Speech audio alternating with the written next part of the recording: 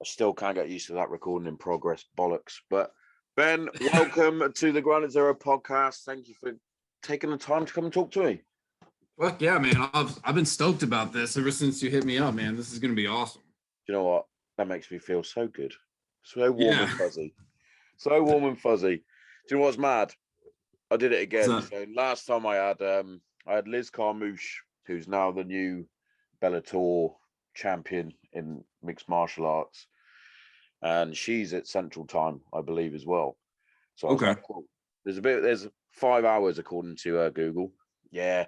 Google didn't fancy telling me that it's different when it's British summertime. Oh. So there's me thinking, 12 o'clock, I'm going to do 12 o'clock. It's fucking 1 o'clock, isn't it? Yeah. Dickhead. But never mind. I don't have regular human work tomorrow, so we're golden. Yeah. I mean, that's the thing, especially grinding out with comedy and stuff. It's like, if I don't have work the next day, I'll stay up any hours of the day, you know.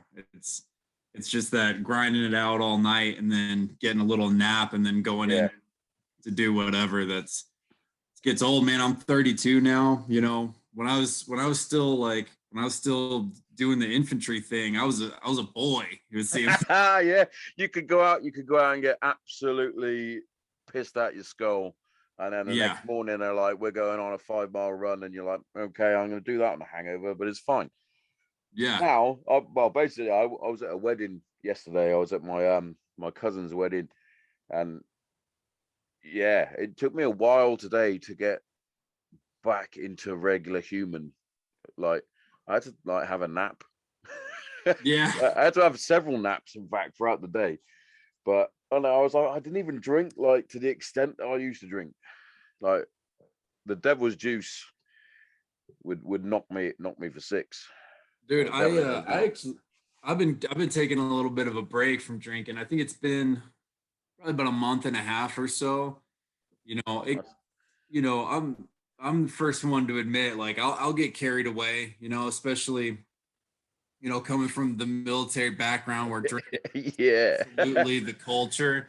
And then also, you know, just being in the comedy clubs every night, you know, it's so easy to get carried away with drinking and doing stuff. And, you know, I got to stay focused on the stuff that I'm trying to actually accomplish in life. So yeah, I get what you mean there. And especially, like you said, coming back from like the military background, we're the most functioning alcoholics. Yeah, absolutely. In the world. I don't know how we did it. I mean, just like you were saying, man, I remember those days of just getting plastered. I mean, just blackout. And then you go to sleep for like 2 hours. You wake up, you're still drunk. And you're like, all right, let's go ruck 12 miles, you know? You're sweating it all out. The whole formation just reeks of booze, just cheap booze. Dude, I don't know. I can't do that anymore, man. I'm too old for that. I just like you were saying, man, like if I have a few drinks, I got like I need the whole next day to recover. Oh, you know? Oh yeah. I'm gonna lay on the couch sipping, you know, orange juice and Pedialyte. Yes. Oh, make sure your coffee is as dark as your soul. You get, and then you should get out of it. Exactly. My sister-in-law, or future sister-in-law, shall I say, she put, "Oh, I can feel the 2-day hangover coming." I was like, "Oh, you're still struggling." Yeah.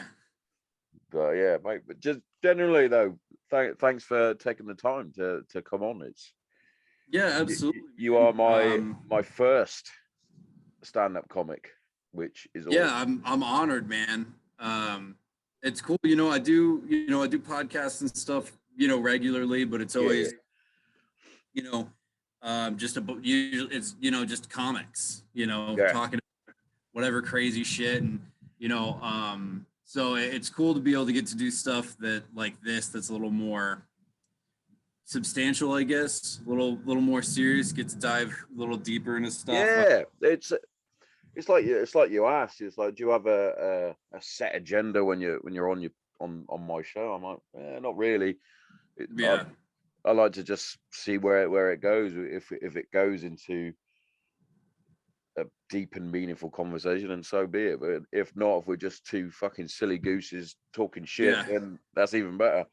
Yeah. But but when I found you, I was literally doing what I always do when I'm bored at work. I'm scrolling through Instagram, flicking through the reels, and then the veteran joke popped up that you said about Veterans Day.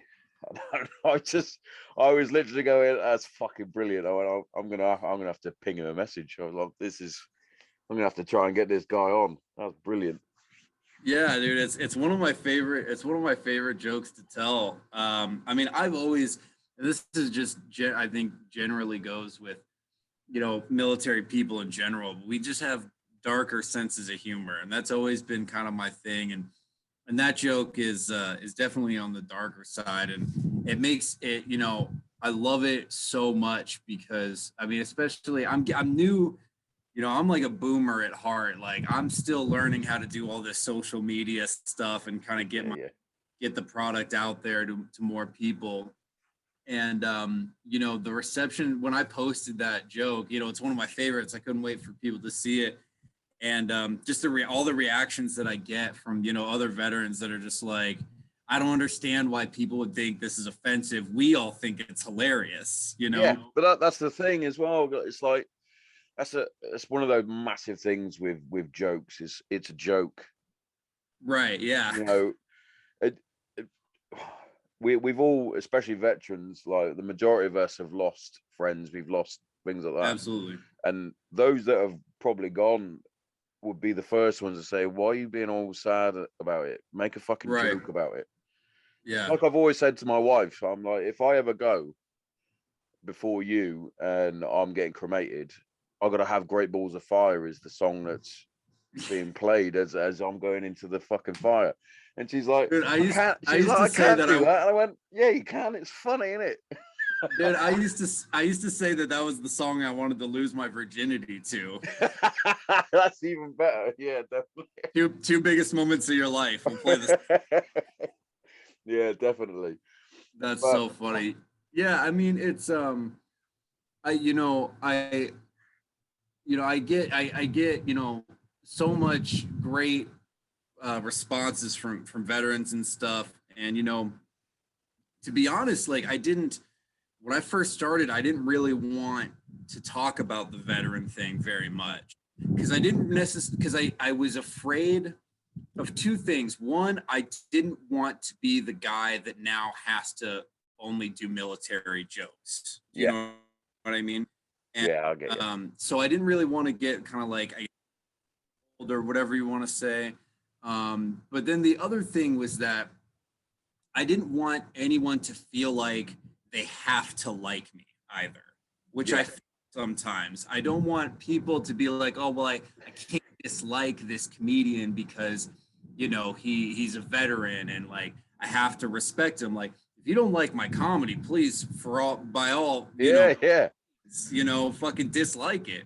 You know, I don't want to work with that crutch and I don't want to get pigeonholed either. But that being said, like, you know, and my friends have always said, like, you know, you have to dig into it more because it was such a huge part of my life. It was 10 years of my life for, you know, it was from 18 years old to 28. I mean, that's a boy to a grown ass man. That's a long time. That's a boy to a older boy. Right. Because us infantry men, we don't grow up. Like, that's like true. Fucking Peter Pan. Yeah, yeah, we're in Neverland. Bad knees. Yeah. Dude, yeah. So but you know, and but you know, I do one of the things in comedy is always finding what your unique perspective is. Yeah. And this is a unique perspective that I have that not a lot of other people do.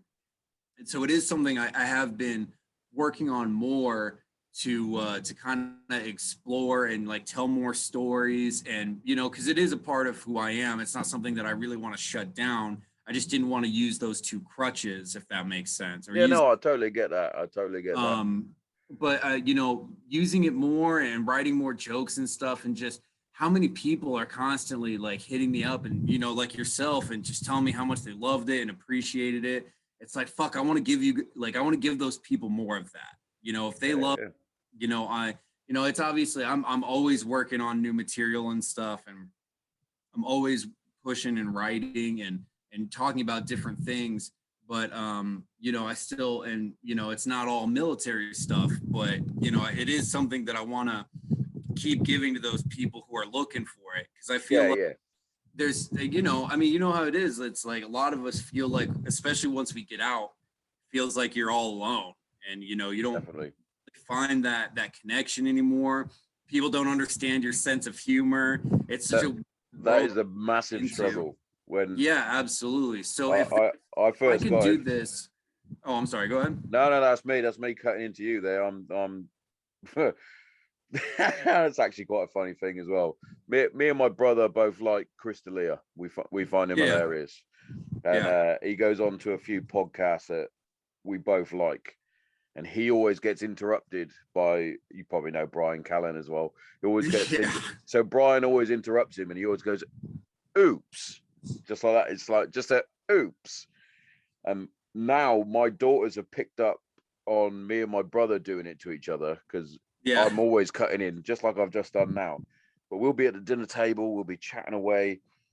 They'll be talking about their day, and then something will just pop in my head, and I can't help myself, and I'll say something. And both my daughters, they're 11 and 8, and they just go, "Oops." And you're like, sorry, but no, I totally get what you mean with the with them not understanding the sense of humor, because it's very sarcastic, it's very dry, it's very dark in places. It's like, it even goes down to like one of my buddies, former guest of the show. He's now a Paralympic wheelchair rugby champion. Wow, gold that's medalist. Awesome. He lost both his legs in an IED in Afghanistan, but his handle on Instagram and everything else, he even set up a charity of Team Legless. But he's Legless Robbo. That's his name. It's like, it's little things like that. It's like my mother-in-law goes, "Oh, it's really sad." I went, "Well, it's not. It's the best thing that's ever happened to him, losing his legs." He's got a lovely house. He's got a nice new car. He's an Olympic gold medalist. That wouldn't have happened if he didn't lose his legs. Well, it's like that Cat Stevens song, is it Moonshadow? I think if he wouldn't have to walk anymore, Yeah, exactly. You gotta look at the positives here. He doesn't have to walk anywhere. He's not hoofing it. He's fucking rolling down the streets. You get a nice hill, dude. He's gone. Fucking cruising. Yeah, man. It's funny. Yeah, and I was thinking about this earlier, because the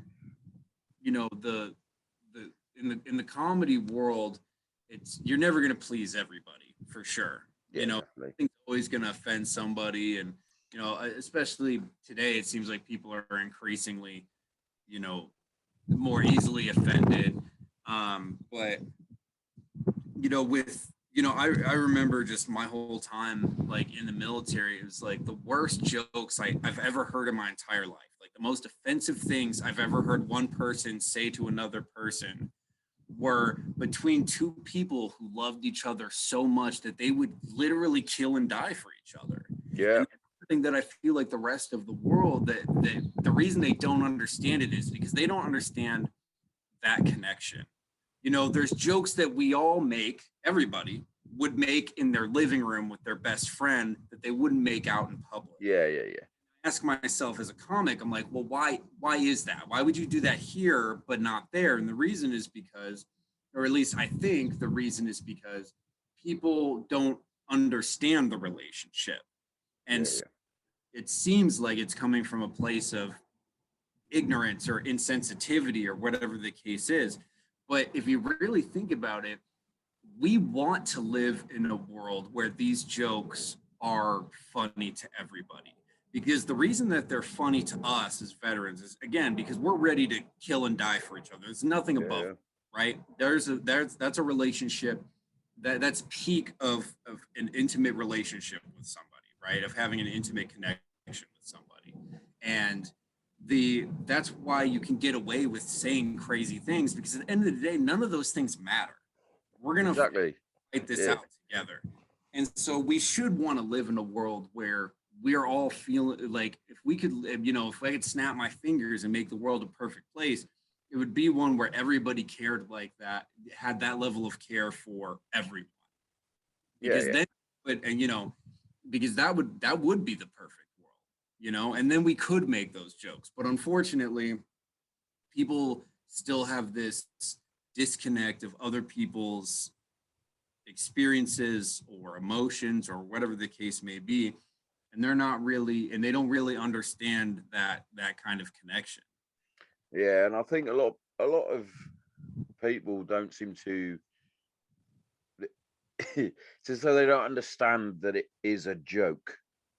Right. Like, you're not saying it just to hurt someone's feelings. You're saying it because it's the same when you're at school and you know the teacher's going to say something, and you say something and it makes the room laugh because you're not supposed to have said that thing. So it's funny. So when you go to when I go and see a stand-up comic, like I've been to see a couple and I found them fucking hilarious. I love watching different comics on online and things like that. And I like the out there sort of really get into the fine lines where it's like, oh, that type of comedy where it's and then you laugh. You're like, oh, he said it. Oh, I call that the grenade. It's like you drop it's a little delay and then it's boom. Now we get it. We're there. Yeah. That is. But like you said, you don't design your jokes and what you're saying to offend someone. It's to get that laugh, and I think a lot of people have forgotten that.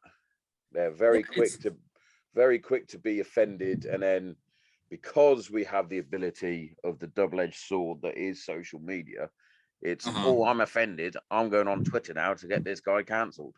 It's like, brilliant, that's his livelihood. He hasn't gone out there to, we'll use the trans movement, he hasn't gone there to offend trans people. Right. It's, I've made a joke about it. It's a joke. Yeah, and you can't, and it's, especially as a comic, everything is observational.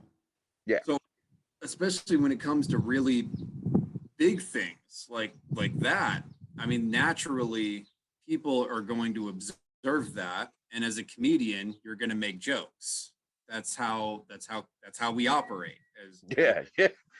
It's purely, it's observations that we make, and then we turn it into something that's silly, and that's just how that goes. And it's never, and it's interesting, the flip side of it, I remembering that it's a joke is such a big thing. It's funny.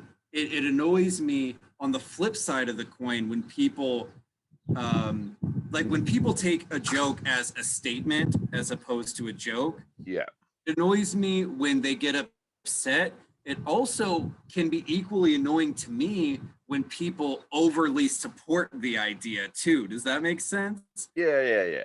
I'll give you an example. I have, and you probably saw it, I had this joke about guns, about an argument I got into somebody with guns. And it's a silly joke. I was bad, and I'll briefly go through it. But basically the premise is that I got into an argument with somebody about guns, and they were like, well, I lost, two of my brothers and my husband to somebody with a gun.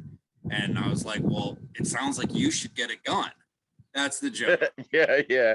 So it's a silly joke, and and some people take it as like a statement.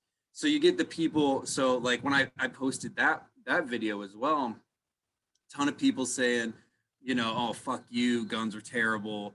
So those people are taking it as a statement, and that's really annoying.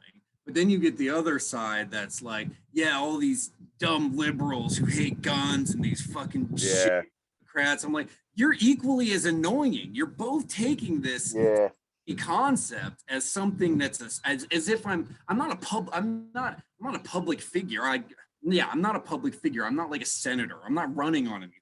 I'm trying to ha-has. I'm you know, I'm trying to get a giggle, man. Yeah, exactly. So, I mean, even the people who support it can sometimes be frustrating to me because, again, I'm not trying to make statements. I'm trying to take something and flip it in a way that you wouldn't normally think about it. And that's how the laugh is like, oh, my brain wouldn't have made that connection, you know? No, I totally get that. I totally get that. So what is your process in terms of writing new material? Do you set yourself time in the day where you just sit down and you think, you like turn all the music off and shit like that and go into the writing process, or is it more of a you're walking about the day, you see something funny, oh fuck, I better write that down? That was a I mean both. You know, it's one of those, writing is something just like anything else. You got to practice it to get good at it. Yeah. And if you're not constantly practicing it, you're going to lose it, right? Just like anything else, playing a sport or working out or whatever the case is. So I force myself to sit down with my notepad and a pen and write every single day. Maybe rewrite an old joke. Maybe I got a new concept that I'm trying to work at. But it is, I mean, there's so much, there's a lot more, writing jokes is a lot more complicated than a lot of people think it is. A lot of people who, and to no fault of their own, but people who watch stand-up comedy, a lot of times they just think, oh, they're just up there talking and they're funny. But they don't realize the hours and months and years that are spent into writing and rewriting that joke until it's, final product. So I force myself to write, even if it's something I don't necessarily plan on using on stage, just to flex that muscle and exercise that creative part of my brain. And then also, if I see something or I think of something funny, I've got a little notebook that I keep on my person at all times. In case I think of something, I'll write that down, or I'll jot it down in like the notes on my phone. Yeah. I'll take that and I'll say, like, take that idea, and then I'll write it out fully, on a notepad. And then I take out words and sentences and I, rearrange it and then, create something. So it's a little bit of both. I do force myself every day to sit down with a notepad and write stuff out. But then there's also times when I see something or I think of something and I'm like, fuck, that's funny. I jot it down and then sometimes you write on stage too. If I'm not doing paid shows, I'm out doing open mics and doing, fortunately here in Austin, Texas, there's the comedy scene's exploding and there's so many open mics every single night. So I can hit 3 or 4 open mics a single night and just play with these ideas on stage and just kind of riff with them and have fun. And sometimes I'll just say something organically and I'll be like, oh, fuck, that's brilliant. I'm keeping that, Yeah. That's awesome. And then, and also the thing with comedy and like writing it is that this is the analogy that I use all the time. If you wanted to be really good at, say, playing guitar, you could lock yourself in your room and play guitar for hours and hours and hours and hours, and you'll eventually get really good at the guitar. With comedy, you can't lock yourself in the room. It has to be practiced in front of people. Yeah. Is the whole, because you have to know if you have to get the reaction. That's the whole point. Yeah, you have the feeling. Exactly. Yeah. Yeah. So I mean the open mics and the shows, it's just that's how we practice. That's how we get good. So it's the writing is part of it, and then the other part of it is getting out and getting as much stage time as you possibly can every single week, whether it's an open mic or they're paying you, doesn't matter. Doesn't matter if there's fucking 3 people or if there's 300 people. Just go out there, get the reps in. fucking figure out what works and what doesn't, and then, keep going from there. And, that's the only, so you, as a comic, you have to be on stage all the time. Yeah, yeah. If you want to, if you want to make this a career, which I ideally would like to do. I know plenty of people that, they love comedy and they want to do it, but it's more of like a hobby for them. They come out from time to time, but then there are people that, if you really want to make this a career, you got to treat it like, if you wanted to be a professional athlete, you're in the gym every single day. Yeah. You're in the gym for hours and hours. You're reviewing tapes. You're watching other people play. Pretty much all you're thinking about is that sport if you want to be a professional athlete. And it's, same with comedy. You just have to be obsessed with it, basically. Yeah. Be good at it. I've always sort of, I'm fascinated with the whole process of the joke writing and things like that. I think it's an incredible skill, not only because some people are just naturally funny people. Like, they even just some of my best mates just come out with one-liners that you're like, that's fucking brilliant, and you start chuckling for no reason. But it's the fact that, like, you're putting it onto paper, and for me, it would be difficult to write a joke onto paper and go, oh, that's funny. I'll use my, like, I've been best man a couple of times, and obviously as a best man you have to try and make it semi-funny, semi-serious. And I remember writing the speeches out and looking at it going, I don't know if that's funny. I don't. Yeah. But it's not until you then start practicing in the mirror, practicing to your missus, practicing to whoever, and you're like, yeah, okay, I've got a good joke. Yeah. That's a good one. That's a good one. But yeah, it's just like you said, you got to get the reps in. You got to get the reps in. Mm-hmm.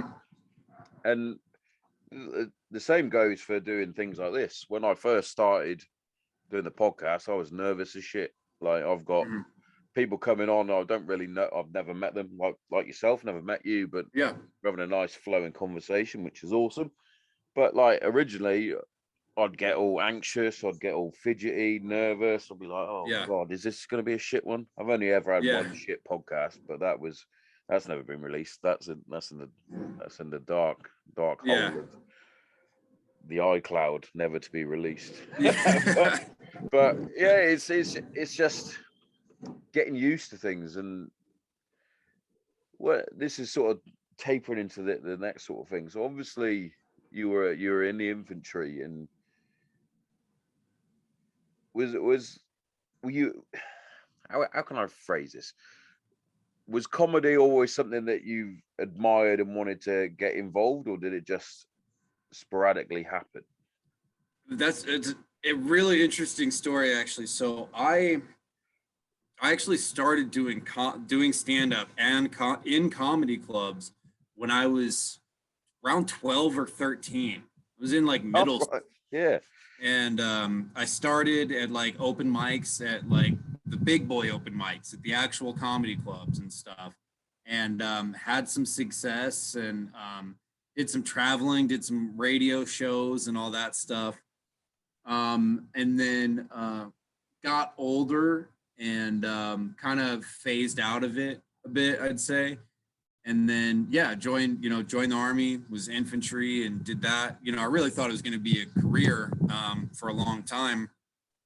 Things change, obviously. But so when I got out, my plan was to I was going to go to law school. I was going to be a politician. I was going to change the world. And then as a 28,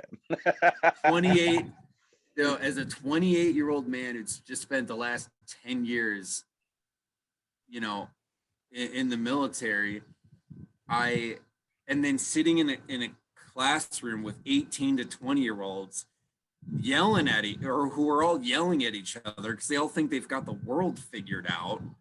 I remember looking around one day in one of my political science classes and going, you know what? This shit ain't for me, dog. I think, so I ended up so how I got back into it was I ended up going to do an open mic just for shits and giggles. And I had some stories about the VA, the Veterans Affairs Office, and how terrible they were. And I had some bits about that I kind of wanted to just get off my chest. I was so frustrated. And so I did it and had a great set. And I was like, oh yeah, I enjoy this. I forgot that this had been, 15 years, since I, had really done it. And then, so I started going to a couple more, and then it just and then one day I dropped out of school and I said, this is what I want to do with my life. I'm putting all my eggs in this basket. And so that was, I'd say about 3 years ago. Oh, brilliant. Gone through, several jobs and, whatever I got to do to keep a roof over my head and food in my stomach so that I can continue to go out and do this. Yeah. And so it's been great. I'm very fortunate to also be good at it to an extent, because there are some people, I mean, I don't know if you're a fan of Tim Dillon at all, but I was just at his podcast and he was talking about comedians and he was like, you know what? He's talking about comedians that, they want it, but they're just not good at it. And he's like, you know what? Sometimes what you just don't always get what you want, right? No, I don't. Yeah, I get that. I totally get that. Reality of life. And so I feel very fortunate to be good enough at this to actually to have it be a reasonable goal to have this as my full-time job, to make money doing it. I mean, I make money doing it, but not enough to, pay the bills and keep getting asked and all of that, I know what you mean with that. I definitely know what you mean. And it's always a bonus when it's something that you love doing and it's not only your hobby, but it's also more than that, and you're getting paid for it. That is just like an added extra bonus. Like you said, you'd probably be happy just doing your stand-up in the open mics. Yeah. Just making people laugh because, that's what you jesters do. Yeah. And the truth is, we were talking about the writing process and all that earlier, it is, it is work. It is work, It's not always fun and games. It is, it just like, professional athletes or anything else. Sometimes you're going to lose a game. Sometimes you're going to go on stage and you're going to eat every dick in the room. Yeah. I hate you. And you got to just take it on the chin and just go home and try to get some sleep after that, Yeah. How do you deal with that then? How does that? Because like I said, I've done one of these and it was shit. And I remember finishing it and I was like, well, I'm probably never going to do another one of these because that was awful. And it was, I was like so deflated. But when it comes to as like, I hear them refer to it as bombing on stage when you get all the fucking bags of dicks thrown at you right in your face, slapping you across the face with a big fucking massive man dick. Yeah. Do you go off and just think, like, do you take it in your stride, or is it sort of laugh it off because it was that bad, or is it, man, I really need to put a bit more work in?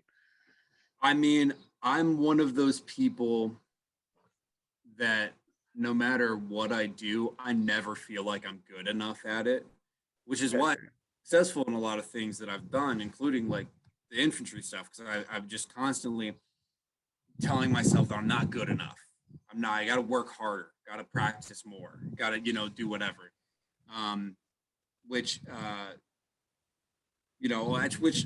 it sucks and it creates a lot of anxiety, but I'd also rather be that guy than the one who had like an okay set and comes off as like, dude, I just murdered. The delusional guy. But No, I mean, when sometimes you have some and you're like, you can just take it as, especially being like dark and dirty like I am.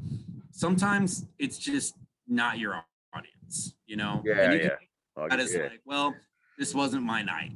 And then sometimes you can just be trying your darndest and you're just getting nothing, and you just go in the back and go, I should probably just quit and find a career Yeah. So I get both of those emotions all the time. If I have a bad set, sometimes I just go, that's life, on to the next one. And then sometimes I just think, oof, I made a mistake. Yeah, I definitely shouldn't have got up today. School, yeah. But there's it's everybody does it though. That's the other thing to always that I always try to keep into perspective is you know, everybody bombs. I mean, Dave Chappelle at like one of his Netflix specials, he was talking about when he bombed in Detroit, and it's Dave Chappelle, for Christ's sake, right? Yeah. He's talking about a story when he bombed recently in a theater of people who came to see Yeah, it. yeah. That's madness in itself. So it's something that you're never going to. It doesn't matter how good you get, it's never going to go away. It's Yeah. just about finding a productive and constructive way of taking that loss and learning from it, as opposed to just taking your toys and going home and in your room. I'm done. I'm not playing anymore. This is shit. Yep, I'm not playing anymore. Yeah. Fuck this noise. See you later. It's been good. See you later. Yep. But well, I tried, guys. That's a mad thing that I saw the other day. Obviously, well, we'll go to the Oscars first. You got Will Smith coming up and slapping Chris Rock, which was yeah, that was a tough one, because I was like, I can see why he's done it to like defend his misses, but also it wasn't even a fucking good joke. It was a shit joke. He deserved the slap for that shit joke. I mean, it's nothing to do with my wife. That joke was awful. Yeah.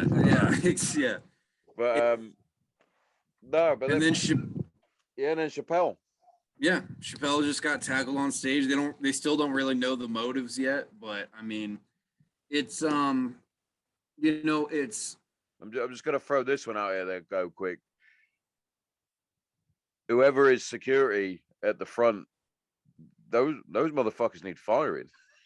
Yeah, I mean, they were too busy watching the show. They were watching the show. Yeah. I mean, whoever the security, it's not even his security. Hollywood Bowl. They're just letting anybody run up on stage. What are you doing, man? That was, I mean, and it's crazy, and it's crazy to think that comedians, people, by definition, a joke is not serious. Yeah. And it's crazy that comedians are now becoming targets for making jokes that people don't like. And another thing that I've noticed, like as a comic, is a lot of times you'll get people who aren't even listening to the message of the joke or the point of the joke. They're just listening to, they hear certain words and they've already made up their mind that like this, which is, it's unfortunate. I mean, it's becoming harder and harder, but at the same time, for every action, there's an equal and opposite reaction, right? And science, bitch.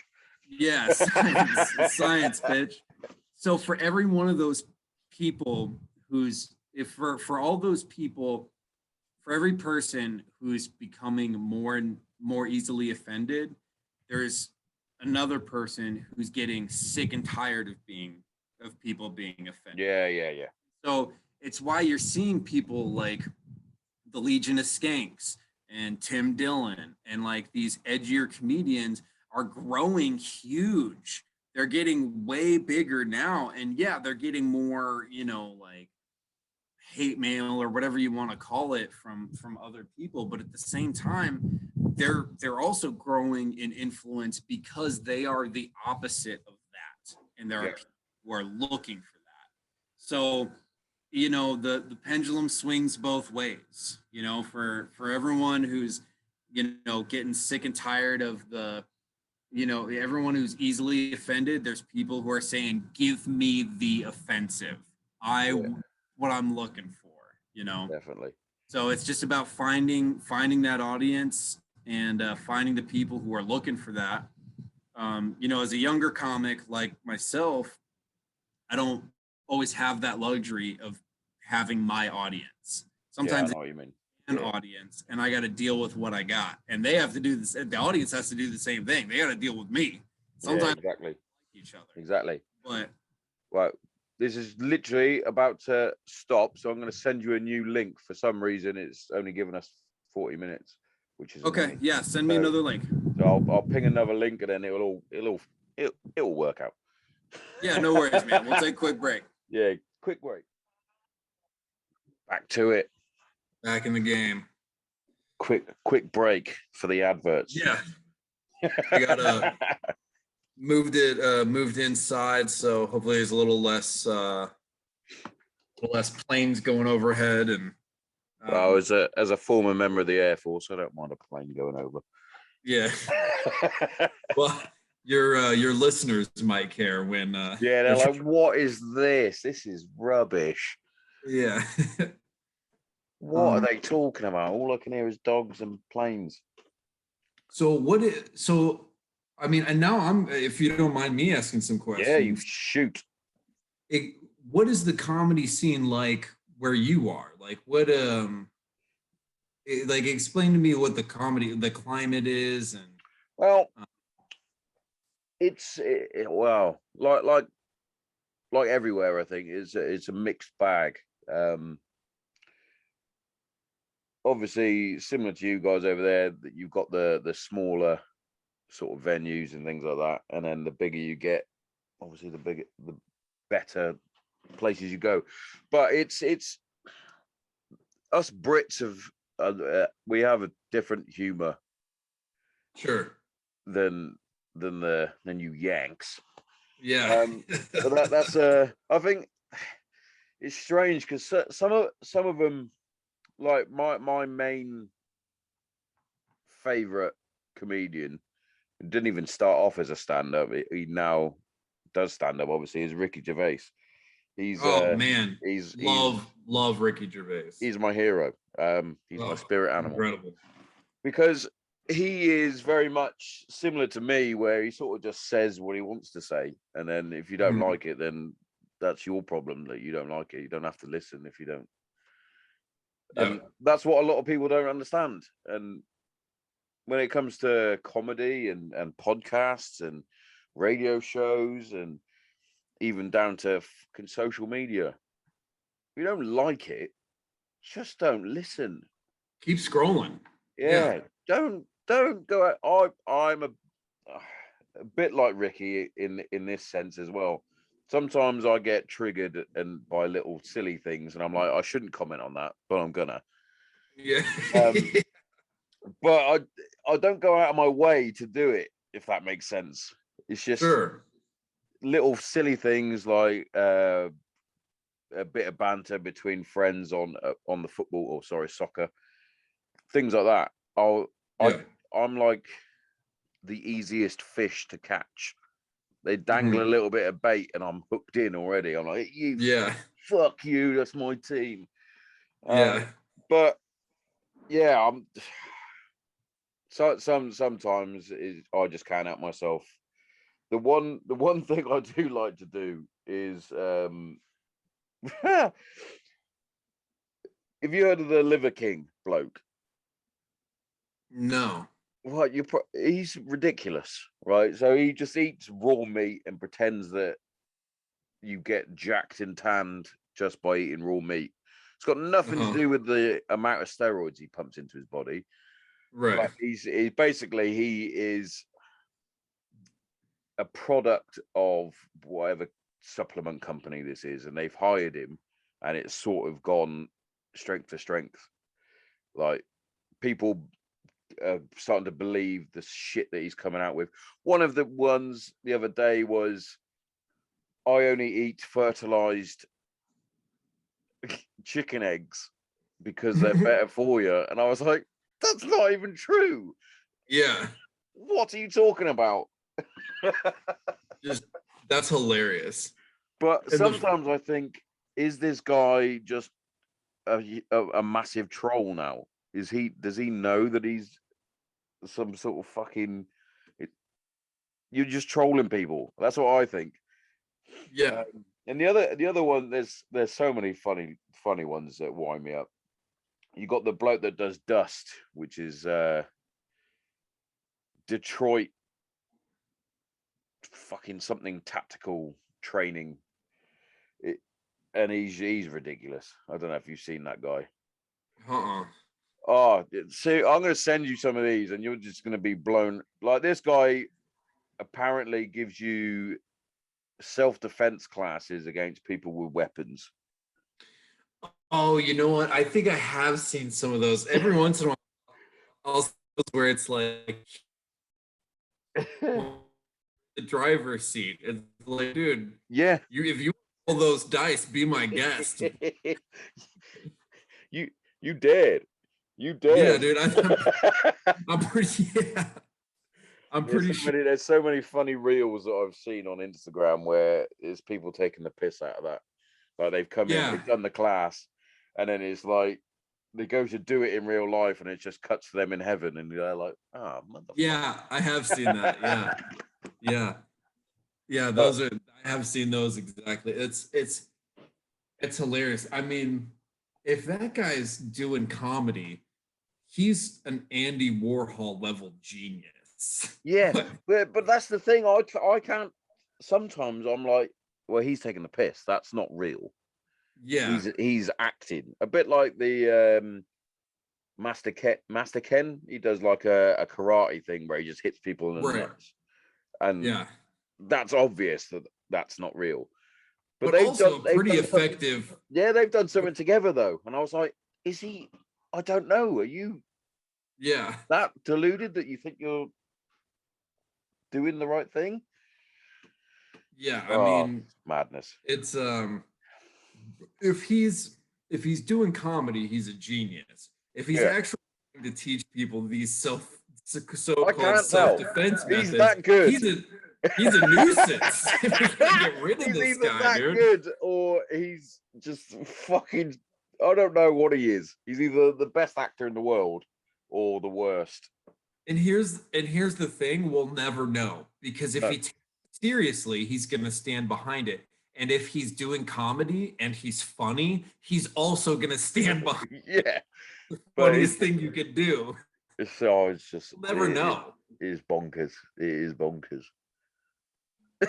I was just curious. That's I was just curious. Oh, I'm sorry. Go ahead. That's just my day. That is my day, going through Instagram, finding stupid shit. Yeah, I like I said earlier, I'm just now figuring out the Instagram reels, which I just started doing. I have a very funny friend. She's a comic here in Austin. Her name's Heather Shaw. She's very funny. She's very, very popular on TikTok. And her reels are pretty popular as well. But she was the first. We do shows together and stuff, and she was the one that was like, "You need to start posting to reels." That was the first thing, right? Yeah. So she showed me how to do that and how to get them out there, and that's been going well. And then she's like, "All right, now you need to get on TikTok," and it drives me insane because, again, like I hate that I have to do like the YouTube and the Instagram or the TikTok and stuff. It's frustrating, but at the same time, I look at the results, which is meeting all these other people, getting all these people interested and following what I'm doing. And so I've accepted that, yes, it's new to me, and I'll probably never quite figure it out. Yeah. the being able to reach out to people, and like I said, especially with like veterans and stuff, people who can find somebody that, you know, that they can like relate to and have like, you know, and laugh at, like that means a lot to me. So it's, you know, worth it in the long run. Is it a little annoying? Yes, Yeah, but it's difficult though, I find, because I'm similar to yourself in that, where I do use it. I Mhm. don't have TikTok because I can't stand it. But my eldest daughter has it, and I swear she now has fucking developed some sort of Tourette's where she just dances for no reason. I'm like, what are you doing? And she's like, TikTok. I'm like, what do you mean? It's like the other day we were driving in the car and she just went, I know the dance to this song. I went, no, you don't. She went, she went, yeah, I do. I went, no, you know 30 seconds of a dance Yeah. to this song. You do not know the dance to this song. But Yeah. it is madness. And it's just, it is hella strange. And I watch the reels, and occasionally I'll be on her phone and I'll go through the TikTok shit. Mhm. The TikTok. That's how old I am. Um, That's the clip that you need for yeah, this show. Is that's the clip. I was going through the TikTok. I'll go through the TikTok, and but when it comes down to me making one for the podcast, I could do different clips of each Mhm. episode for the week or whatever. Yeah. But I find myself trying to do it. I'm like, I don't know if this looks any good. And to Mhm. me, it doesn't look good. I'm not sure how to do it. I'm not going to do it. I'm just going to just continue doing what I'm doing. And, eventually I'll probably figure it out. But, It is. yeah, I mean, being the ripe old age of 35, I just can't be bothered. yeah. No, I'm with you, man. It's work it like it's like learning a new language, you Yeah. know. It's still, you know, I mean, I think I've had a TikTok for maybe 2 weeks now. Um and I just started posting on Instagram Reels. I don't know where my phone went, but recently, you know. Yeah. And it's learning because it's not just about being able to edit a good clip, like find the good content, editing the Yeah. good, putting, you know, the right subtitles or text or photo with it, and then uploading it. But you got to know like the hashtags to use and That's a the big times to thing. post and shit. I I It's a put whole my fucking world. I put my hashtags are now all like saved on notes. Because Yeah, I've got random ones. Mine's like yeah, dogs of Instagram. There's nothing to do with yeah, a dog on this. If anything, it's a monkey. yeah, But um yeah, but I'm as much as I hate them, these new TikTok stars, like my daughter, she's like, oh, they're famous on TikTok. I was like, that's not a thing. It yeah. shouldn't be a thing. Why are you praising people getting famous for being shit? That shouldn't be a thing. If you've got a good talent, sure, show it off. Yeah. But then I'll actually watch these people, and some of it, like, yes, some of their comedy that they've got on there is terrible. But some of them, like I follow this guy, and all he does is dad jokes. Mhm. The craziest little silly dad jokes, but he'll put it into like a funny sort of context. Like it'll be he's on death row and he's getting ready to be hung, and he'll come out with this quick-witted thing like I don't know, I've got a sore neck or something like that, or hopefully I don't have a sore neck after this. And then the Yeah. bloke that's about to pull the lever he starts laughing, and then it's like they're both laughing, and then he pulls it and then he fucking hangs. But I was like, I don't know why. I watch them, and each one I have a little chuckle, just like a that's a good one. I like that. You can have a double tap. But yeah, but some of them put so, and I didn't understand how much time and effort they put in to this, because some of these, there's another lady that I follow, and all she does is she basically lip syncs.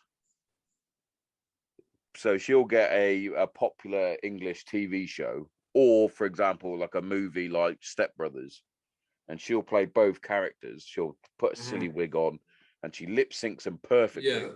But it is spot on perfect, and even down to like little laughs that she does. Like she'll do a little laugh, and I was watching it. I'm like, so I sent her a message once. I just went, "How long does it take you to do that?" And she's like, "Well, it takes me about 4 hours." I'm like, "That's ridiculous. That's not even your job." Yeah. How have you got 4 hours? And the crazy thing with that is it's not like, it's not even her content. Do you know what I mean? Yeah, like, exactly. Recreating something that somebody else wrote.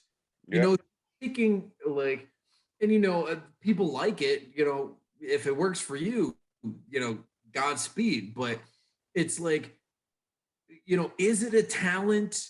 Is it an art? If it is a talent, it's a strange one to just lip sync someone else's stuff. Like, you wouldn't be able to go on to Britain's Got Talent or America's Got Talent and lip sync. Right. That's yes. But you could, because I don't know, they'd have any fucking cunt on fucking Britain's Got Talent. But yeah. That's a strange one as well, because you get comics occasionally appear on those, and it's like you'll probably be a little bit funny, but you're not gonna be belly laugh funny, because don't get me wrong, I'm sure there are some very good clean comics, but I want my comics to be dirty. Yeah. I want you to be dirty. Yeah, I mean, it's as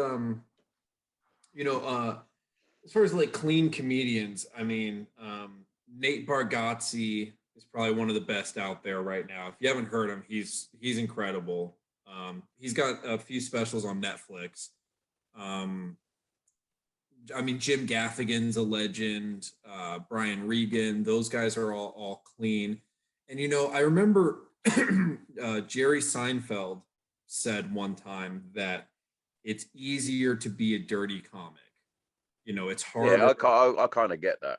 It's harder to write clean, and I get that to a degree, but I also disagree, because it's the you have to.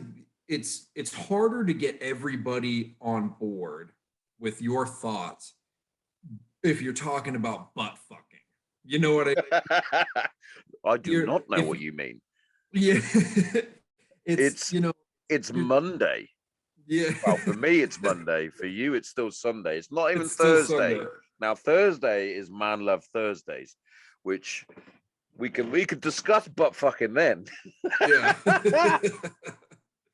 Yeah, I mean, that's, I feel like that's, I mean, because I experience it all the time as like a comedian who does primarily dark and dirty stuff. I have a much more difficult time getting an audience on board with my thought process than a comedian who's telling a joke about traffic, right? Traffic's a clean, everybody gets it. There's nothing controversial about traffic. So I mean, I understand what Jerry Seinfeld was saying, and he's one of the GOATs, all respect to him. I've read his books and stuff. I'm not discrediting anything that he says, but I disagree in the sense that comedy is about getting the audience on your side, getting them to understand your thought process. And if you're talking about something like butt fucking or porn or something dirty, it's going to be much harder to get everybody in that room on board than if you're talking about traffic or walking your dog or cooking. You know what I mean? Like there is a bit of a more of a challenge getting people on your side. And just case in point, Big J Okerson. I don't know if you're familiar with him. He's one of my favorite comedians. He's very, very dirty. And he just did his first appearance on, I think it was Conan. He just did one of his first appearances on like a late night talk show. And they've been trying to get him to do one for years. And he didn't even do comedy. He was just the guy in the couch doing an interview. Yeah. And they addressed it. They said, we've been dying to get you on this show for years, and we've never been able to. And they said, why is that? And Jay says, well, because I'm unbelievably filthy. Like you can't have me stand up on your show because it's going to lose viewers. So, I mean, that's the point right there. Like you get somebody, I mean, the networks know that you can't put who's too dirty on there. Now, as a comic, and you should be able to do you should have at least 10 minutes in your back pocket of like clean family friendly, not really family friendly, but clean stuff where you're not talking about whatever, right?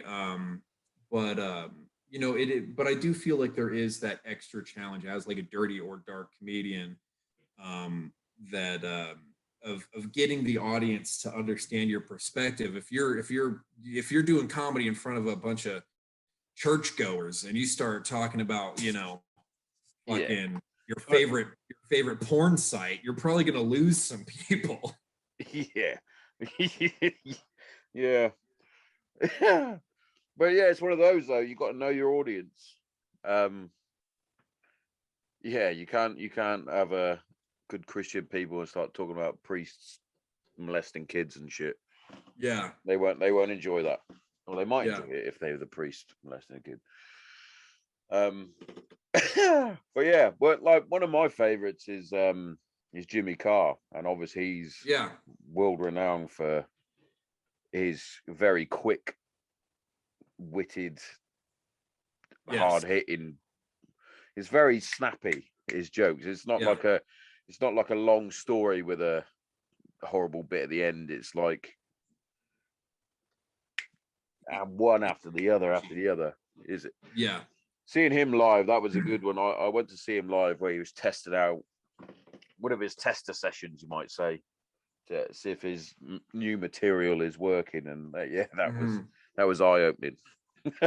Yeah, it was very much my humor. I chuckled the whole way through. But yeah, but even I think it must be the TV side of comedy and things like that, because over here in the UK they sort of like that, but also only to a certain extent. Like you couldn't have Jimmy Carr doing his hour special, for example, because that would be like, oh, you can't do that. But yet he hosts a number of late night sort of game, like jokey game show things where he's still controversial and he'll still say things that you're like, ooh, that's touching the mark. But it gets the viewers over here because, like I said, we got slightly different. Wow, I wouldn't say it's slightly different humor in that sense. I think that's more the TV networks are a bit more loosey-goosey over here than it is over there. Like, for example, we get obviously some of the big A-list celebs that come over and do our talk shows, and they're like, "Oh, we allowed to swear on here?" It's like, fucking right, you're allowed to swear on it. Swear all you want. I've even had it with certain guests from America that have been on the podcast. They're like, "Can I swear on here?" It's like, yes. I didn't even ask. Swear as much as you like. Yeah, like, I didn't even ask. The word "fuck" is like every other word for me, Yeah, I was so I'm doing. I'll be in Oklahoma next month doing a weekend of shows at Bricktown Comedy Club in Oklahoma City, and It's a funny story. So this is my first time getting booked for a weekend at this comedy club, right? And another comic who books these shows, and he and I had met, and he liked me a lot, and he's like, I'm gonna book you for a weekend there. So I was very excited about it, and he booked me for it, and then the original headliner I was supposed to open for ended up having to cancel last minute. I don't remember exactly what happened, but he had to cancel. And then the only person they could get such short notice to fill the weekend was somebody from America's Got Talent. And he was a very like clean as a whistle comedian. So he calls me and he's like, look, man, this isn't really your fault, but and you can still do these shows if you want, but because this guy's like squeaky clean and he's, America's Got Talent, he's going to bring out people who are looking for squeaky clean. You're going to have to do all clean material and you can't cuss and stuff. And he's like, that's not really on you. You didn't control this, and that's not why I booked you. So you can, if you want, or I can just move you to another weekend when you can be yourself. And so obviously I said, yeah, move me to another weekend when I can. Yeah. Because, well, you want me to not be myself? Go fuck yourself. Yeah. Yeah. I mean, I could do clean material, but just like you said, I say fuck all the time without even thinking about it. Yeah. The like fuck is like my or my It's like my crutch word, So if I was gonna do it, the whole time I would just be thinking, don't say fuck, don't say fuck, don't say fuck.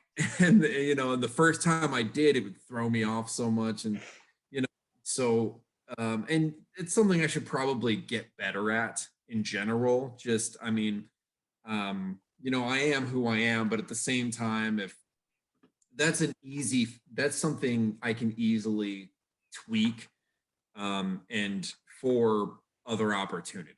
Do you know what I mean? Yeah. So I'm not gonna be that person all the time. But if somebody says, hey, we're gonna throw, if somebody, this is a crazy example, but if somebody were to say, hey, we're gonna put you on Conan O'Brien or something tomorrow, you just can't cuss. Like I should be able to do that. I can't let something as small as that stop me from getting other opportunities. You know what I mean? Yeah, definitely. I totally get what you mean. And my wife is always sort of telling me to sort of tone it down a little bit, especially around my daughters. I shouldn't swear as much as I do, but I always find that those that don't swear, you're not really being yourself. I don't think everybody swears. It's so funny. Like my daughters will be around someone else's house and they'll hear someone swear and they go, "Oh, sorry," and their response is, "You haven't met my dad." It's like, oh, I'm that dad now. It's like I use the term "cunt" as a term of endearment. Like, my wife will phone me when I'm at work, and she'll have to say before I say anything, "You're on loudspeaker, by the way." The kids are it's like, oh, okay. Because normally she'll phone, I'll go, "Oh, hello, you cunt," and she's like, "Oh, hello." Yeah, it's so funny. You guys use cunt in a totally different way. Yeah, I was thinking about that the other day. My good friend Jason Rouse, he's a great comic. He's real big in Canada and like in the Scandinavia area. But he's a world traveler. He's done comedy all over the world and stuff. Awesome. Yeah. We were talking about it because the other day I was meeting some coworkers out for lunch, and they were talking about ways you can get fired or something like that, and they were like, well, one of the ways you can get fired is you can't say certain curse words, and I was like, well, which one? And she said the worst one, and I was like, you mean cunt? Yeah. She meant fuck, but I was like, cunt seems, I think, infinitely worse than fuck. It's It's a good word because it's one of my favorites. It's such a great word. I use it probably too much. That's one that I do try not to say around the kids. However, I did say it in the car the other day when someone cut me up, and it just comes out in the road rage. You fucking cunt. And they're like, Daddy. He's like, oh shit. Sorry, swearing again. Fuck. Yeah. Bollocks. Yeah, I mean, which is strange because I grew up. My mum and dad rarely swore in front of us. We had like a rule. Me and my brother were allowed to let rip a little bit more with our bad language when we were playing sport. That was because that's what you do when you play football or basketball or things. Something goes and go your way, shut the F word. Yeah. But like at home, it was, no, you don't swear at all. But now my mum is like gone full. My mum's from the valleys in Wales, so it's not the nicest area. Don't get like, it's beautiful to look at, but the people were a bit probably the friendliest people you ever meet, but also the roughest people you'd ever meet. Yeah. So there's always been that sort of valleys mentality about her, but now she's remarried to another Welsh person. Her language is atrocious, and I was like, Mother, you used to wash my mouth out with soap, and now you're swearing like someone in the Navy. Yeah. I mean, I don't think we'll ever get over the cussing, especially, just from, I mean, in like in the military too. It's just such a. Oh yeah, going back to reels again. It might even just be a YouTube clip that I've seen, and it's like how to speak infantry. Fuck. Yeah. This shit. Fuck it. Fuck. I was like, yep, that's spot on. That's pretty much it. Yep. Yeah, it's man, it's and like, especially in that world, like I don't trust the guy who doesn't cuss. Not are you just like not being yourself, but I mean, what are you hiding? They can't let a fuck slip every once in a while. What do you have in your past that you're worried that people are gonna start digging around because you said yeah, exactly. It's like the guy, if something crazy's going on and somebody says, "Oh, gee golly," I'm gonna go, This guy's got some fucked up shit. This guy's done something fucking wild because he won't say fuck. He's saying gee golly. He sounds like fucking Ned Flanders over here, and what are we doing? It's like I listen to Joe Rogan quite a lot. He's like sort of the benchmark in the podcast world, you could say. I remember him having Stephen Thompson on, who's a UFC fighter, but he's a proper Christian man, but also kicks fuck out of people for a living. Yeah, that's another story. But Rogan would come out with certain like things that were a bit shocking and whatnot, and that was his reaction, was like, "Geez, golly," and I'm like, dude, just say fuck. Just say it. Just say it loud and proud. Also, I mean, I'm not a religious guy or anything, but I mean, is there anything in the Bible that says you can't cuss? I mean, I don't know. I'm talking completely out of ignorance. Well, thou shall not blaspheme is one of them, I believe. Well, yeah, but blasphemy is different than just regular curse words, is it not? Yeah, you're going to hell for that shit. I mean, if I'm going, I'm already going. You're meeting Hitler and you're getting bummed. By the devil with a power tool. But yeah, my daughters were at the wedding yesterday, and I think my eldest came out and randomly was like, Jesus Christ, like, as in there was like she saw a spider. That's what it was. Yeah, she saw a spider and she went, Jesus Christ. And then my wife was trying to tell her not to like blaspheme in the church, but she went, for God's sake, stop doing that. And it's like, you're doing the same fucking thing. Just say fuck's sake, stop doing it. Yeah. God is I mean, listening. yeah, I mean, if God's got other shit to worry about. If Yeah. out there, he's not fucking, This is a he's Ricky not Gervais thing. tallying up fucks and shits. Yeah.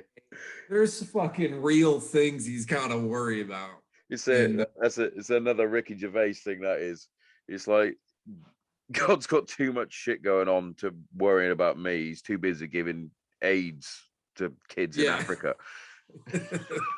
But Jesus. Yeah. I don't know. I mean, I was just genuinely curious. I mean, I've never really studied, the Bible and stuff. I mean, I blasphemy. I mean, I knew about that one, but that's like the taking the Lord's name in vain kind of thing. But just calling somebody a cunt. I mean, show me that that says I can't do that. That would be brilliant. That would be brilliant.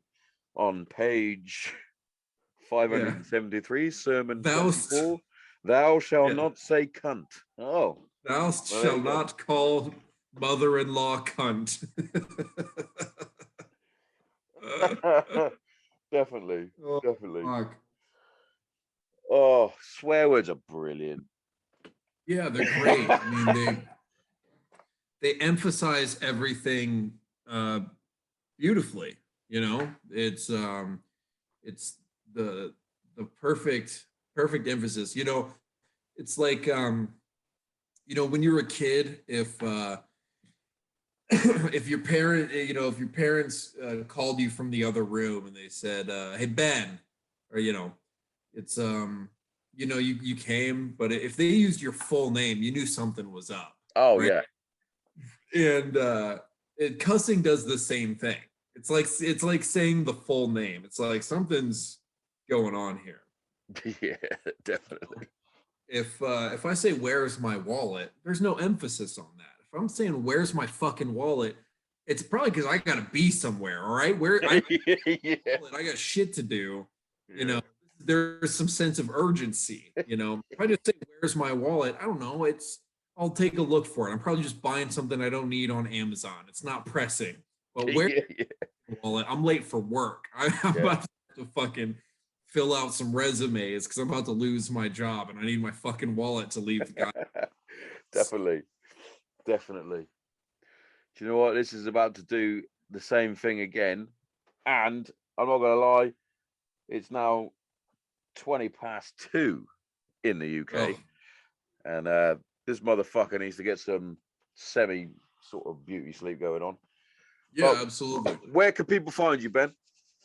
You can find me on Instagram at the Ben Horn, TheBenHorn. You can find me on TikTok now at on the TikTok. Comedy. On the TikTok. Yeah, on the TikTok. Yeah. And if you want to put some emphasis on that, it's on the fucking TikTok. Yeah, it's on the fucking TikTok.